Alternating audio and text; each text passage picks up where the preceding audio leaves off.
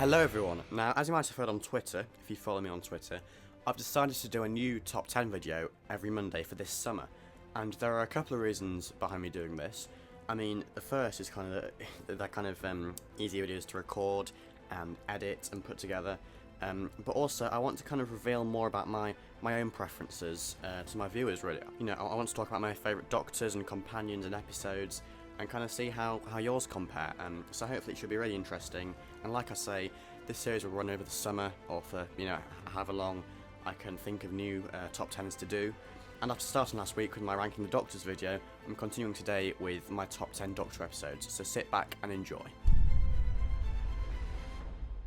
Now, if you saw my Ranking the Doctors video last week, you'll know that Peter Capaldi's 12th Doctor is my favourite of all time. So it probably won't come as much of a surprise to learn that there are 3 12th Doctor episodes in my top 10 list, and the first one here is the Series 9 opener, The Magician's Apprentice and The Witch's Familiar.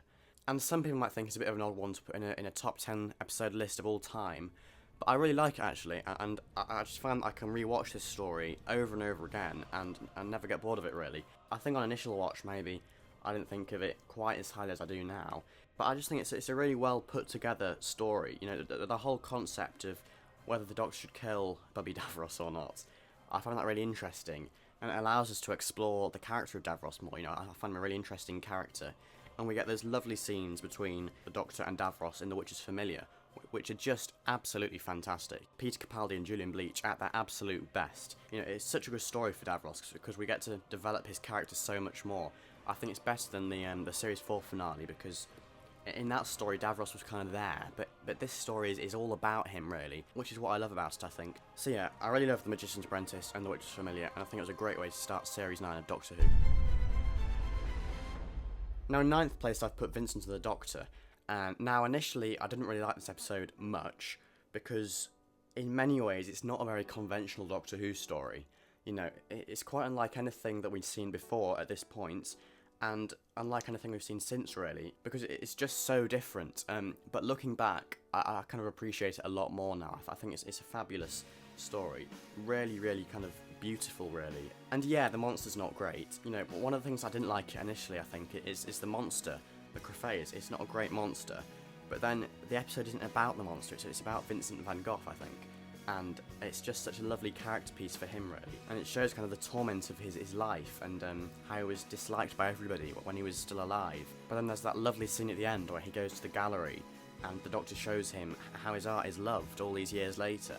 I just think that's one of the best scenes in Doctor Who of all time. It's absolutely beautiful. It's a really well thought through and well put together, touching Doctor Who story. Now in 8th place I've put Midnight from Series 4 of the revived series of Doctor Who. And again, this is a very kind of experimental, different story. It's not a conventional Doctor Who story. I mean, for starters, there's no Donna, there's no companion. It's just the Doctor.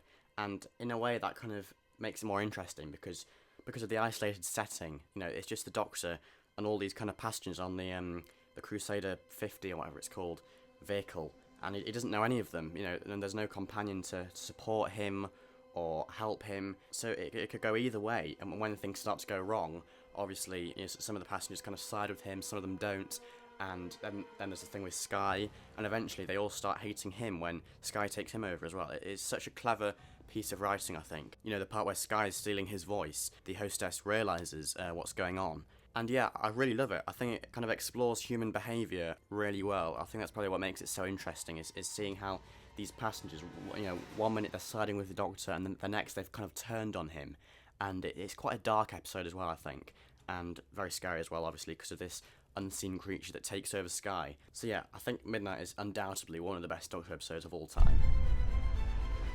Now here's a classic episode at last. I've put City of Death from the 4th Doctor's era in 7th place.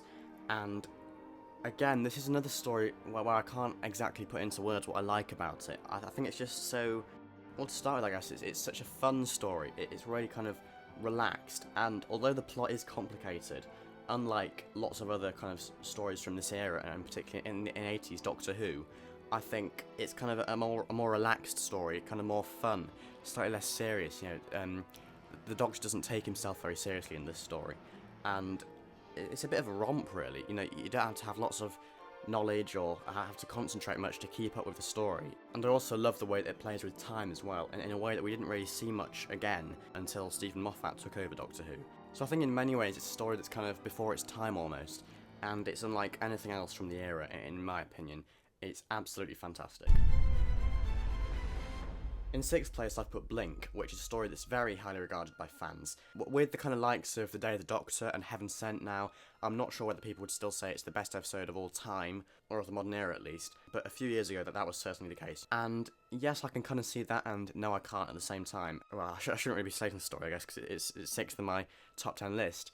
But I couldn't put it any higher, I don't think, because it doesn't actually feature the Doctor. I can't put this any higher than sixth place. I think that would be silly, really, to have your number one episode as an episode that barely features the Doctor at all. But having said that, Blink is a very, very clever episode. I really love the way how it plays around with time, really, like City of Death. With all the kind of sending back in time. For example, at one point, Sally Sparrow's with that guy, Billy, I think his name is, and he gets sent back in time, and then she can just go to the hospital and see him when he's older in a matter of minutes. And it's just such a clever concept. Obviously it's before Stephen Moffat took over Doctor Who, so it's kind of before this kind of became the norm. It was so unusual at the time, I think, and so different, and it's still very highly regarded. And although the Weeping Angels have made more appearances since, and cameo appearances, I think we can all agree this is the best use of them in a Doctor episode. It's their first episode, and they're absolutely marvellous in it.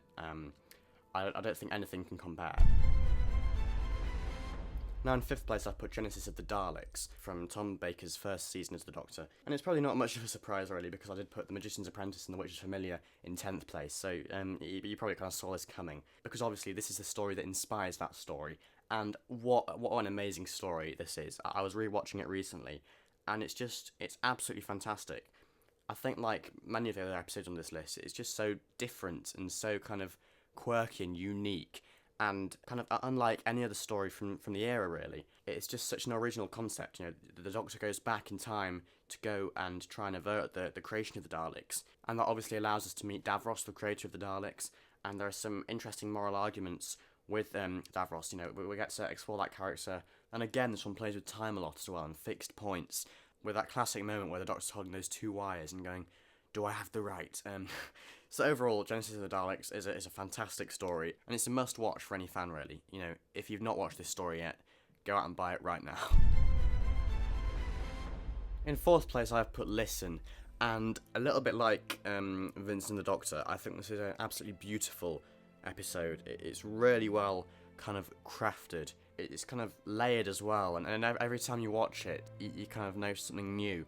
Because it's just such a clever episode, that there are all these story strands. There's Clara and Danny's date, and then the Doctor trying to find out about this monster under the bed, and I just love how it comes together in the end, with Clara going back and meeting the Doctor as a little boy, and that speech about fear makes companions of us all. I really love that speech, and the music as well that goes with that. It's absolutely sublime. And it's one of those rare cases, I think, where a story just fits together so nicely. That there's a real sense of closure at the end. It feels completed. And it's just such a clever piece of writing. I really, really love it. In third place, I've put Heaven Sent from last year's Series 9. And what an amazing, amazing story. Like many other stories on this list, it's experimental, it's different, it's unique, it's quirky. It's Peter Capaldi by himself for 55 minutes, being chased around this castle by the Veil. And he just carries it so well.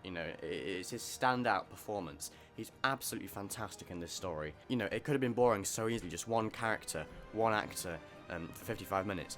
But he carries it so well. But he makes his performance so interesting, and it gives us a kind of insight into what goes on in the Doctor's head when we're not around, off screen. And particularly when he's not got a companion as well. And it leads into the series finale very well as well, Hellbent, which I think isn't as bad as people say it is. But I've chosen to separate Heaven Sent and Hellbent here, just because the stories are so different, and I didn't want to class that as one two-parter. Personally, I don't think it is a two-parter, it's two kind of linked stories. So Heaven Sent, an absolutely fantastic episode of Doctor Who. It doesn't get much better than this. Now in second place, I put a story which you might have thought might be in first place, and certainly in other people's lists I think The Day the Doctor would be in first place, But there is one other story which I'll talk about in a little bit, which I think is slightly better because it's just fantastic.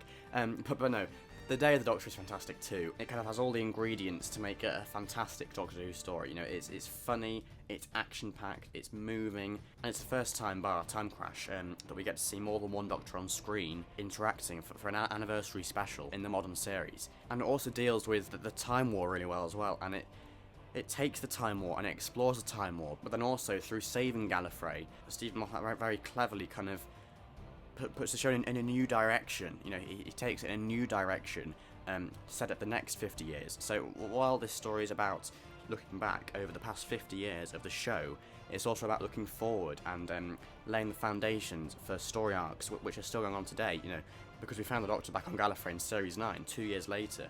So already we've seen the consequences. So The Day of the Doctor is a fantastic episode, and I think it kind of gets the right blend of looking back, but also looking forward as well. And in first place, my favourite Doctor Who story of all time is The Waters of Mars. Oh wow, where do I start? It's a fantastic, fantastic episode of Doctor Who. It's Doctor Who at its absolute best. You know, I guess I did say that The Day of the Doctor has all the elements to make a great Doctor Who story, but I think what this story has over The Day of the Doctor is the Flood. The Flood are just absolutely terrifying. You know, never mind the Weeping Angels, the Daleks, the Cybermen, the Flood are the most scary monster ever.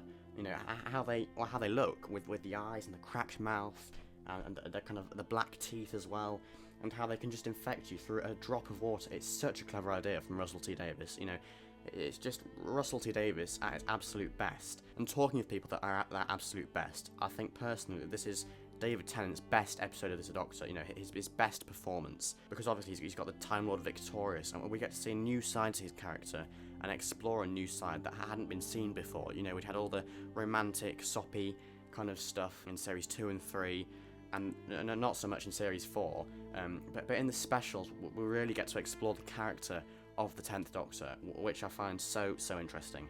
What else is there? There's Adelaide. Adelaide is a fantastic companion, and I like how she's such a strong character, and how she has the guts to commit suicide at the end, to put time straight, and to tell the Doctor that he's wrong. You know, I find that really interesting. It's not something that we'd seen before in Modern Who, I don't think. And then obviously the whole kind of plot as well, playing around with time and fixed points, that's just so unique and so interesting as well. So I could go on about it all day. It's the best episode of Doctor Who in my opinion, of all time. Absolutely fantastic. So there you have it, my top 10 Doctor episodes of all time. Now I would just like to say that I didn't rank all of the episodes, I just picked out 10 favourites. So if I were to rank them properly, by giving them scores out of 10 or something, then I might get a slightly different list. But these are just 10 episodes that I could think of off the top of my head that I really do enjoy.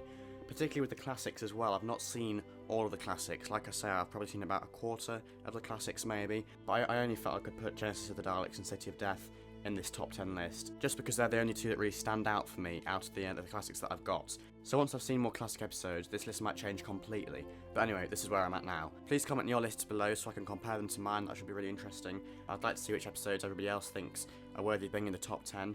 And please watch my Ranking the Doctors video from last week if you haven't already. And next week, I'll be bringing you my worst 10 Doctor episodes. A bit of a contrast there. So I'll see you next week for that. So thank you very much for watching, and bye for now.